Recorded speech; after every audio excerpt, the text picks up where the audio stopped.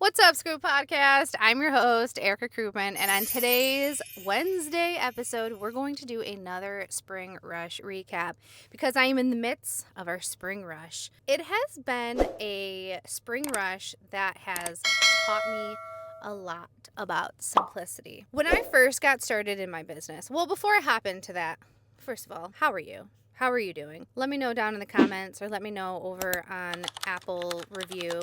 How are you doing? How are you holding up? How is your business going? Okay, let me hop into it. When I first started my business, it was simple because I didn't know any better, right? It was flat rate, $50. Everybody gets a $50 clean.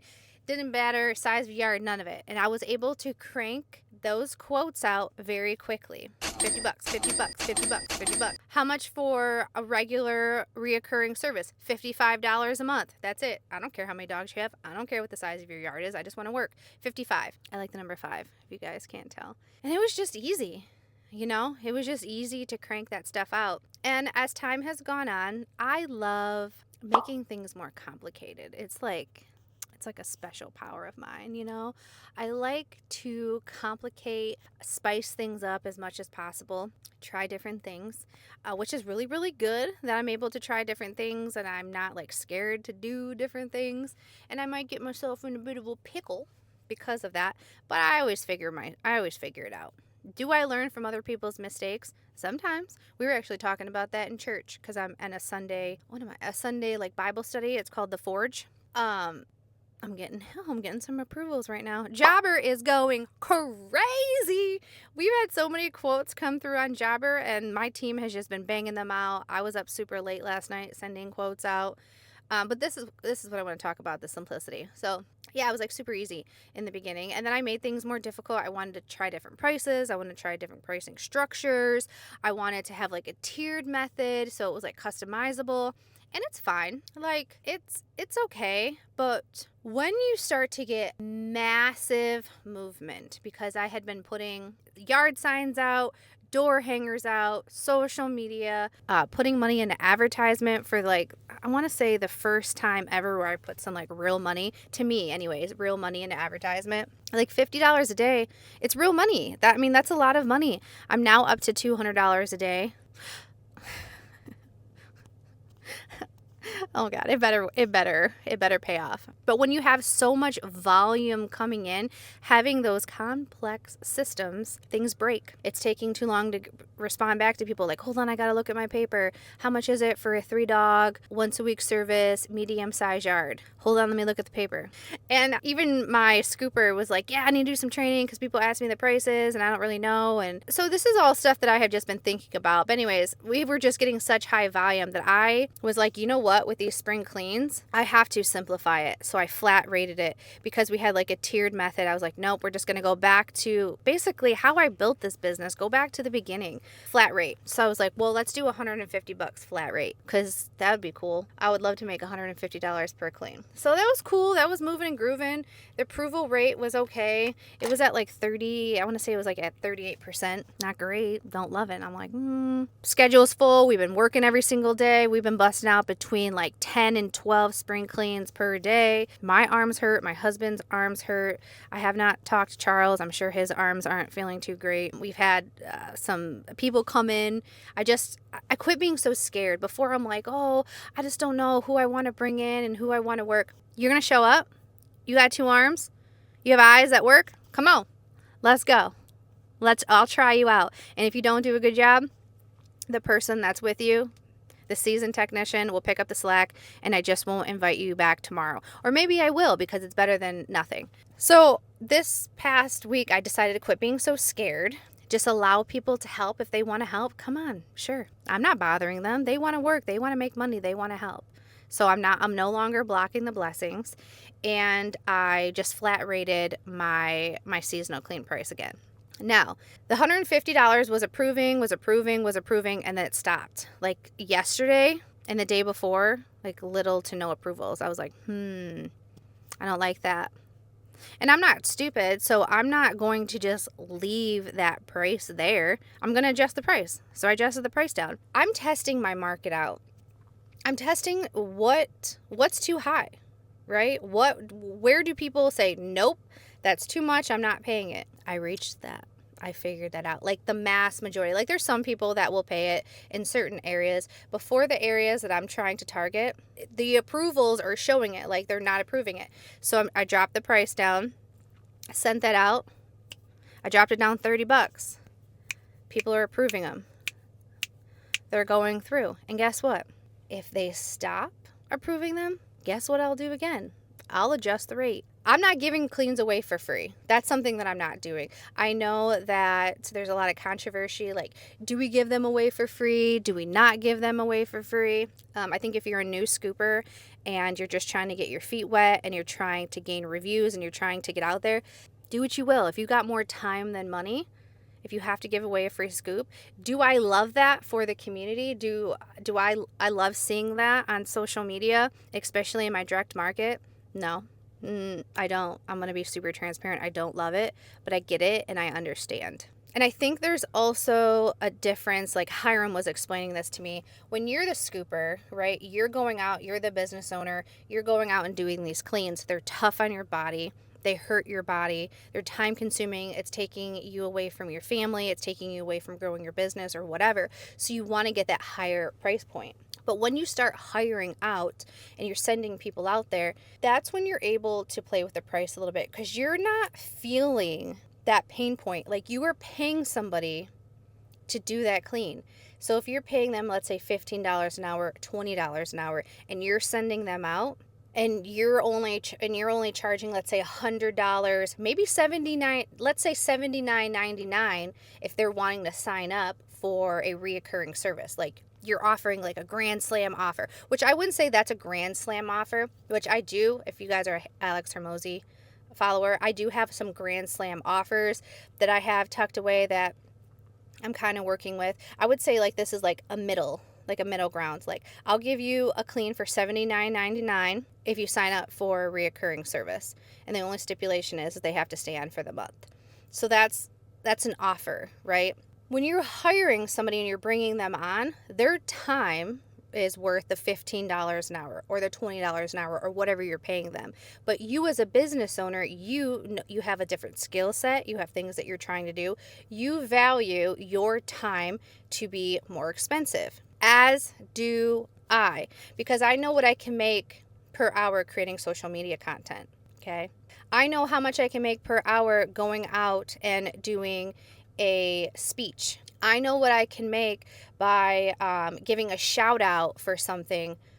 I know, right? So when I'm out there scooping and I offer a discount for $79 or $50, now my hourly rate, my time has dropped down to $50 per hour. And I know that I can produce much more than that with the other skill sets that I have. It's just a matter of how we choose to spend our time. And so with me having staff going out, I want to keep them busy. I want to keep them working. Some work is better than no work. So if I can pay them set amount, I am charging customers set amount. There's still money being made that I don't have to physically go out and do. So that's where I feel like doing them at a cheaper rate makes sense. But when you're a solo scooper and you're going out and you don't have a lot of time on your schedule, doing them at a cheaper rate isn't super smart. And doing them for free, I don't see where the payoff is for that if they're not signing up for reoccurring service. Okay, if it's just like a one-time, unless you're getting that Google review. I'm sure you didn't even notice this, but my phone just decided it was going to turn on the emergency thing and shut off because I record my podcast from my phone. Okay, I'm in my truck. I'm recording from the DJI mic. Okay, and from my phone, because I don't have time to get to the podcast studio right now. And spoiler alert, there's some changes that are going to be coming with the podcast setup and where my new office is going to be. I moved to Northville. I tried it out for a year. It just wasn't the right fit. It didn't go how I wanted. I didn't grow in the area. So that's one thing about me. I'll try it. And if it doesn't work out, I'm out of there. And I know for years, so many people in my life are like, oh, Erica, you're so flaky. You try so many different things. You can't commit to anything. I commit to the things that are working. I try stuff. If it doesn't work, I stop doing it and I try something else. It's just my personality type. I can't help it. It's the way that I'm built and it's fun. It is fun. until it makes things complicated, and then I have to course correct. So I say all that to say that we have been very busy. I was getting $150 per clean. The signups have been decent, but they weren't great. The signups just weren't great. And I'm like, why are they not converting? And I was looking at my pricing. I may have increased my rates too much this year. I might have hit that market cap, okay? So what do? You adjust. You adjust your prices to see what works. Trial and error. That's the cool thing about being a business. That's the cool thing about being a small business owner, is you can adjust your prices to find what's working. And I really do encourage you to do so, to see what works in your market and try out different price points and see what the response is and pay attention to the response, okay? If you're getting people that are converting left and right, boom, boom, boom, boom, boom, then you could up your rates a little bit, and that's going to slow down. And then you're like, okay, I'm still making more money. It's less conversions, but because of the money, I'm still converting more. And then eventually you get to a point where that break-even point stops, and then you're making less, or you're converting less. And you just have to pay attention to that, which I have been paying attention. And so I'm like, all right, well, let's adjust it. I'm sure my VA is not very impressed with me. She's probably like, darn it, Erica, why are you making so many changes? Because it's my business, and I can do what I want, with all due respect. Oh, goodness. I know everybody's probably super frustrated with me this week, but it happens. My social media virtual assistant was like, hey, where's Wednesday's episode? I'm like, it's still in my brain. Mr. Producer sent me the same thing. I'm like, it's still in my head. It was just, a lot was going on with the business. So this had to take a back seat, unfortunately. And I was transparent with Mr. Producer about adding a Friday episode, and we kind of talked about like some goals of mine. Like, I just want to spend more time with my husband. I enjoy cooking him breakfast now. I used to hate making this man breakfast, because I used to hate how he ate, because he ate so terribly, and I'm trying to eat healthy. But he's been going to the gym, and he's been motivating and encouraging me to go to the gym. Even through this spring rush, I'm still making it to the gym and still doing what I need to do. Are my workouts as aggressive? Nope. My back hurts, so my trainer is taking it very light with me. But Josh is in there, so now we have a routine. Like, I make him breakfast in the morning, we sit down and we eat together, and then we go to work, and it's a good moment where we're connecting. I also removed all social media off of my phone, just because I have a lot just going on in general right now, and I really need to focus on what's producing the most amount of money and pushing me forward with the goals. And scrolling on the social media apps ain't it. My response back to comments have been a lot slower, which isn't ideal, but sometimes I just have to make sacrifices, and sometimes you have to make sacrifices in your business and in your life. And I've done this before with friends, with going to bed early, with waking up early, with cutting out the delicious food, saying no to certain situations, because I'm getting more clarity and I'm getting more focused, which is super important. And when you're in a relationship, and I know I talk a lot about Josh, and I talk a lot about just relationship, because it's so important. The person that you're in a relationship with is the person you realistically spend the most time with. And for a while there, Josh and I weren't spending a lot of time together, because we probably really didn't even like each other very much, I mean, maybe I can get him on here and we can have some harsh truths, but I'm sure there was a point in time where he was like, what did I do? Why did I marry this psycho? And I thought the same thing, but we've been able to push through that, and we've been able to be more respectful to each other. Having kids and having teenagers definitely makes things more stressful. And as you get older, you get a bit more wiser, and you pick and choose your battles, like what ones are really important, which ones aren't. Like, let me tell you, my husband, I have something, like, there's some issue with noises where when people scrape plates, I can't handle it. I want to freak out. I'm like, why is that so loud? I don't know what it's called, but it's something where the sound of things just drive me wild. So I've been trying to give him a plastic plate and a plastic bowl, so I don't hear that screeching of the fork on the plate. Like, I can't control him on how he's going to cut his eggs, but I can give him a different kind of plate that's not going to make that wild, crazy noise, So it's all a matter of just, like, picking and choosing your battles. Just, I make him breakfast, now I get to serve him the plate that I want him to use.